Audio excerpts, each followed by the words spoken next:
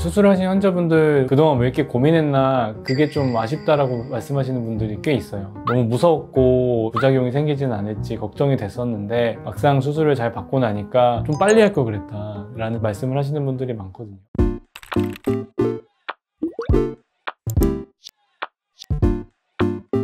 안녕하세요. 얼굴에 대해 이야기하는 유기현의 페이스톡 유기현 원장입니다. 안녕하세요 원장님. 요즘 성형을 정말 필수 아닌 필수가 돼버린 것 같아서 저희가 가장 먼저 올렸던 영상이 과도한 성형에 대한 좀 얘기를 했었던 것 같은데 저희가 오늘은 한번 성형이 왜 좋은 선택이 될 수 있는지 한번 이야기를 해보려고 합니다. 네, 사실 외모잖아요. 성형이라는 거는 어쨌든 외모를 가꾸는 일의 하나인데 저도 이제 성형은 수술을 하는 사람이다 보니까 항상 이게 좀 철학적인 내용이지만 그런 생각을 혼자 할 때가 많아요.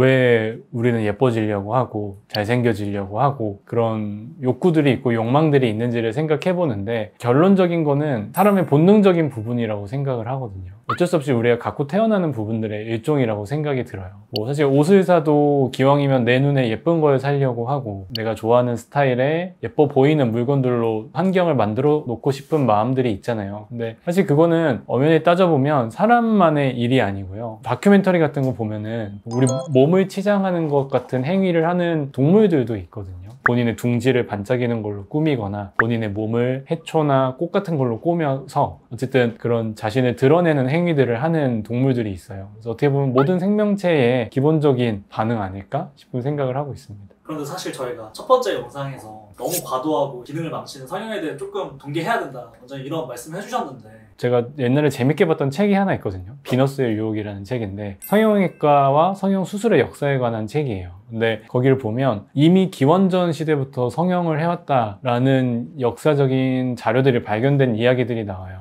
예를 들어서 기원전에 이제 인도에 어떤 형벌 같은 걸로 코를 절단하는 형벌이 있었대요. 근데 이제 그 후에 그 코를 재건하고 다시 이어붙이는 수술들이 이미 존재했다는 게 좀 밝혀지고 종교의 세력이 굉장히 강했던 르네상스 시대에는 본인의 몸에다가 손을 대는 거를 금기시하던 시절이었는데도 불구하고 정작 귀족들이나 왕족들은 뒤에 몰래 숨어서 코 수술을 했고 아니면 또 흉터 성형을 했다라는 기록들이 많이 발견되고 있거든요. 그래서 단지 이제 우리가 외모지상주의라고 부르는 것들이 현대사회에 와서 생긴 나쁜 악습이라고 생각을 하는 경우가 많은데 외모를 오랫동안 가꾸고자 했고 수술을 하고자 했던 시도들은 비록 굉장히 좀 떨어진 기술이었지만 아주 옛날부터 계속 돼 왔다라고 할 수 있습니다. 근데 이제 요즘에는 아무래도 성형수술 기술이 많이 발달하고 또 그 기술이 발달하게 된 것도 사실 세계 1차 대전, 2차 대전을 겪으면서 재건이 필요한 안면 외상 환자들이 많았기 때문에 재건 수술을 바탕으로 이제 미용적으로 활용할 수 있겠다라는 테크닉들이 많이 발달된 거거든요.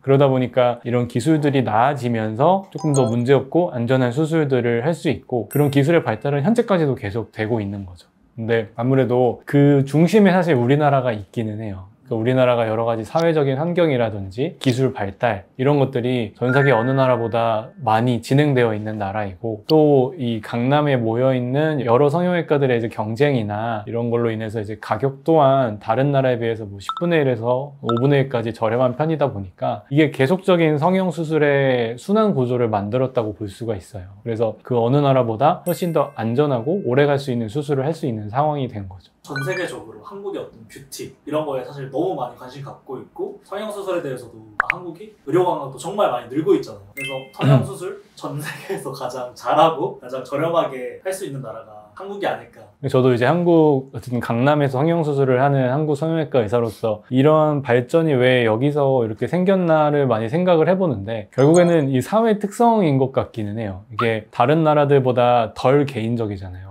그러니까 이웃도 사촌이라고 부를 정도로 이 집단이나 공동체 성격이 너무 강하고 거기에 잘 어울리기 위해서 본인의 외모를 어떤 기준에 맞추려고 하는 성향들이 좀 있는 것 같아요. 그러다 보니까 주변의 시선이나 주변의 말에 굉장히 민감하게 되고 주변에서는 또 위안답시고 너는 이렇게 하면 더 예쁠 것 같아 아니면 너 수술이 이게 좀 잘못된 것 같아 라는 말을 굉장히 서슴없이 하는 사회 구조거든요.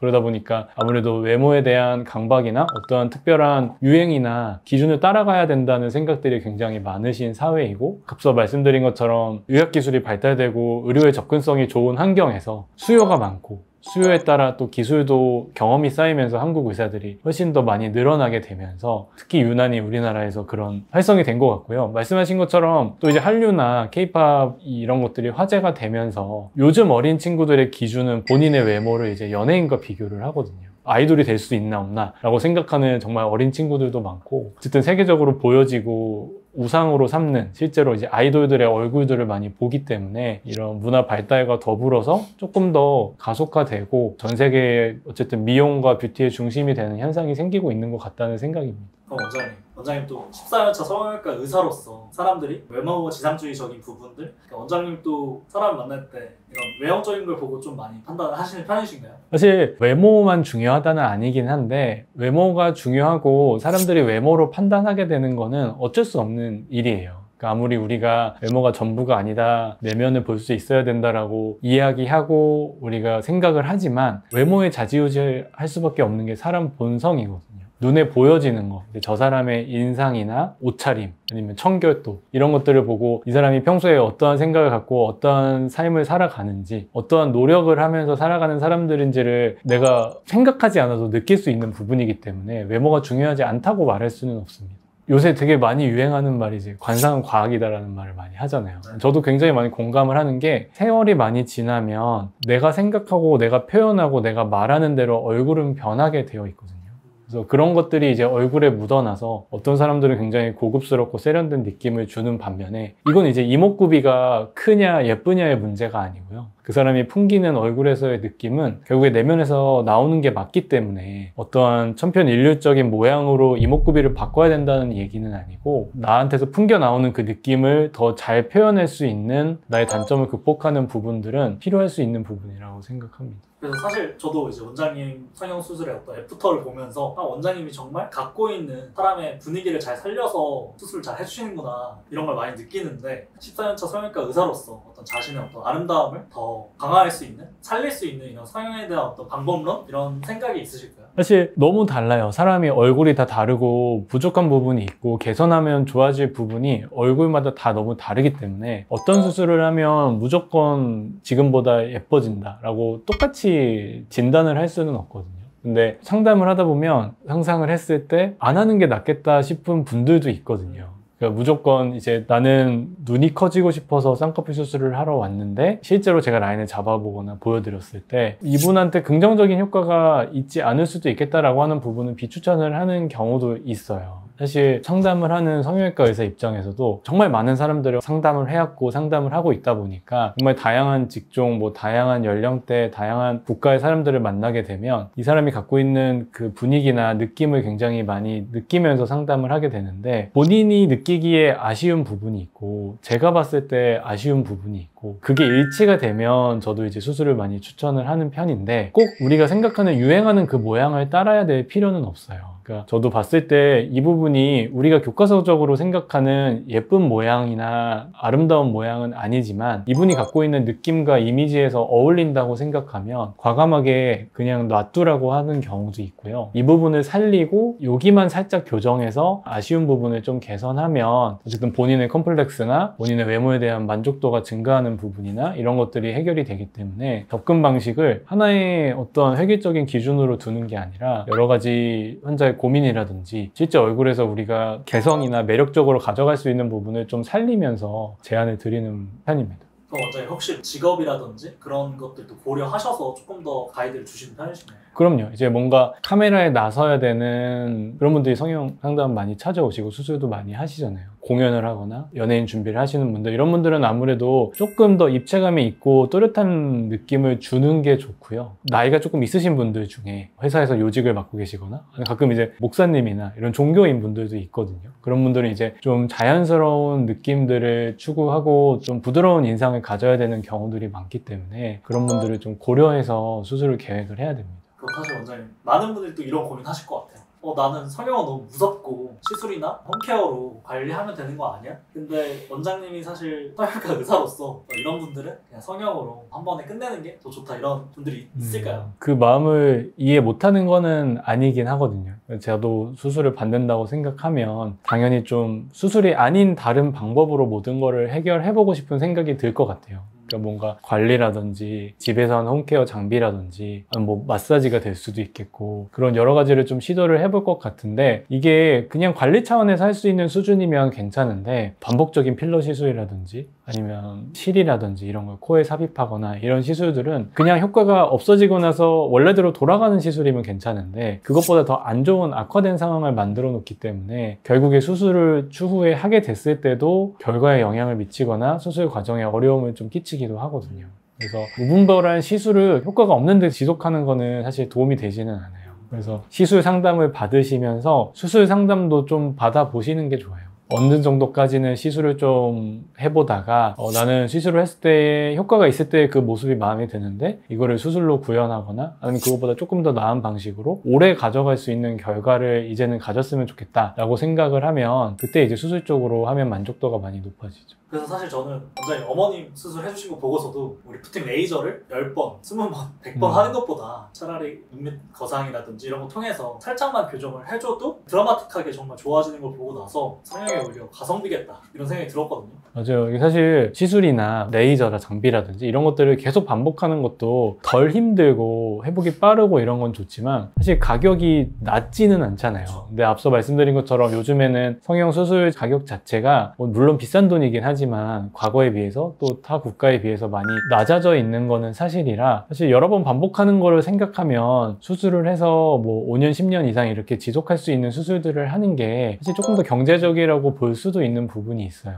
방금 뭐 실리프팅이라든지 타이코 이런 실 얘기를 해주셨는데 이런 시술보다는 수술로 하는 게 조금 더 효과도 좋고 신체를 망가뜨리지 않는다 뭐 이런 기준이 있으실까요? 일단 제가 주로 많이 하는 수술에서는 일단 쌍꺼풀 수술, 눈꺼풀 수술에서는 특히 어린 친구들 쌍꺼풀 액이나 테이프를 지속적으로 써서 수술 대신에 라인을 만들고 유지하는 경우 있잖아요. 근데 그게 피부에 오래되면 지속적으로 쓰면 굉장히 큰 데미지를 만들어요. 그래서 비절개로 간단하게 수술을 할 수 있는 친구들이 피부 손상 때문에 어쩔 수 없이 절개로 수술을 해야 되는 상황이 온다거나 라인을 잡아도 피부가 약간 이제 아토피 피부처럼 변해서 울퉁불퉁하거나 붉어 보이는 경우들이 있어서 저도 이제 가끔 학생 친구들 엄마랑 상담 오면 쌍꺼풀 액 테이프 계속 쓰느니 그냥 간단하게 비절개로라도 수술을 좀 시켜줘라 라고 권하는 편이거든요. 부모님들 그러거든요. 아침마다 학교 가기 전에 이거 붙이느라 시간 쓰고 공부하는데 신경 쓰고 이러느니 그냥 수술하는 게 더 신경 덜 쓰고 오히려 학교 생활이나 학업에 집중할 수 있겠다 이렇게 얘기를 하세요. 그래서 그런 부분들이 좀 경제적이라고 생각이 들고 눈 밑 또 필러로 고랑을 채우거나 아니면 리프팅 레이저로 어떻게든 눈밑 블루캄을 펴보려고 하거나 아니면 요새 눈밑 마사지 이런 것도 유튜브에 보면 많이 나오잖아요. 그래서 그런 것들로 조금 해결을 하고자 하는데 사실 눈밑의 변화는 구조적인 노화의 변화라서 구조적으로 이거를 복원시키지 않으면 근본적인 해결이 어려워요. 그거를 해결해주는 게 이제 결국에는 눈밑 수술이라서 구조적인 변화를 위해서는 결국 수술을 해주는 게 훨씬 더 도움이 되는 부분이고요. 코는 앞서 말씀드린 것처럼 결국에는 이물질을 넣는 게 코에는 안 좋거든요. 수술을 고민하시는 많은 분들이 실리콘이 걱정되고 두려워서 시술을 많이 하시는데 그것도 코에다가 실을 넣는 시술은 또 굉장히 많이 넣고 그러다가 이제 코끝에 헤이는 흉터가 생기기도 하고 이렇게 오시거든요. 그래서 실리콘도 안전하게 쓰면 충분히 오래 문제없이 유지할 수 있는 재료라서 그러한 여러 가지 시술로 코의 피부나 안의 구조물을 손상시키는 것보다는 차라리 한 번에 안전하고 좋은 수술을 하는 게 더 바람직하다고 생각합니다. 그럼 원장님 성형수술을 할 때 이것만큼은 조금 조심해야 될 부분이 있을까요? 앞서 말씀드린 것처럼 성형에 유행이 있어서는 안 되거든요. 제 생각에는 인기 있는 연예인이 있으면 한참 그 연예인 눈, 코 사진을 들고 상담을 오세요. 근데 이게 진짜로 본인이 원하는 건지 본인에 어울리는 건지에 대한 판단은 조금 확실히 하고 수술을 해야 돼요. 성형외과 병원도 사실 대부분 환자가 많고 바쁘다 보니까 상담할 때 너무나 당연하게 이 환자는 이런 코를 원하겠지? 이런 눈을 원하겠지라고 생각을 하고 수술을 하는 경우가 종종 있을 수 있어요. 특히 이제 좀 바쁘거나 좀 큰 병원들에서는 어쩔 수 없이 그런 경우들이 좀 있을 수가 있는데 말씀드린 것처럼 우리가 워낙에 유행에 민감하고 다른 사람들의 평가나 이런 거에 좀 예민한 사람들이기는 하지만 내 얼굴에 맞는 변화를 가져와야 되는 게 맞기 때문에 본인이 좋아하고 예뻐 보이는 모양이나 이런 것들을 고민하는 것도 좋은데 사실은 수술을 많이 해본 경험이 있는 의사랑 상담을 통해서 진짜 어울리는 게 뭐고 오랫동안 나랑 잘 갈 수 있는 눈이나 코가 어떤 건지를 좀 잘 찾아서 결정을 하는 게 정말 중요하다고 생각합니다. 그럼 원장님이 생각했을 때 이런 수술만큼은 정말 비용 대비 효과가 정말 드라마틱한 수술을 추천 한번 해줄 수 있으실까요? 제가 주로 전공으로 하는 이유도 이건데요. 사실 눈, 코가 제일 어떤 성형 수술에 우리가 국영수라고 하거든요. 제일 기본이고 제일 드라마틱하게 변할 수 있는 부분이기 때문에 젊은 친구들은 본인의 컴플렉스를 극복하기 위해서 또는 생활의 불편감을 해소하기 위해서 쌍꺼풀이나 코 수술을 하는 게 효과가 좋고, 또 중년에서도 이제 눈처짐이라든지 과거에 잘못된 옛날 스타일의 코 수술을 한 경우, 또는 이제 코끝이 나이가 들면서 처지는 경우, 이런 것들로 똑같이 눈, 코에 대한 고민은 항상 있으시거든요. 그래서 눈, 코에 대한 수술이 안전하게 본인에 맞게만 잘 진행하면 제일 효과적이고 소위 말하는 가성비 있게 좋아질 수 있는 효과를 볼 수 있는 수술이 아닐까 싶습니다. 수술하신 환자분들 나중에 이제 경과보고 이럴 때 얘기 들어보면 그동안 왜 이렇게 고민했나, 그게 좀 아쉽다라고 말씀하시는 분들이 꽤 있어요. 너무 무서웠고 부작용이 생기지는 않을지 걱정이 됐었는데 막상 수술을 잘 받고 나니까 좀 빨리 할 걸 그랬다 라는 말씀을 하시는 분들이 많거든요. 그래서 너무 혼자 고민하거나 찾아만 보지 마시고 실제로 아닌 건 아닌 거다, 하지 말아야 될 건 하지 말아야 될 거다 라고 말할 수 있는 선생님, 의사 선생님을 좀 찾아서 만나서 상담을 받아보시는 게 좋을 것 같습니다. 지금까지 얼굴에 대해 이야기하는 유기현의 페이스톡 유기현 원장이었습니다. 감사합니다.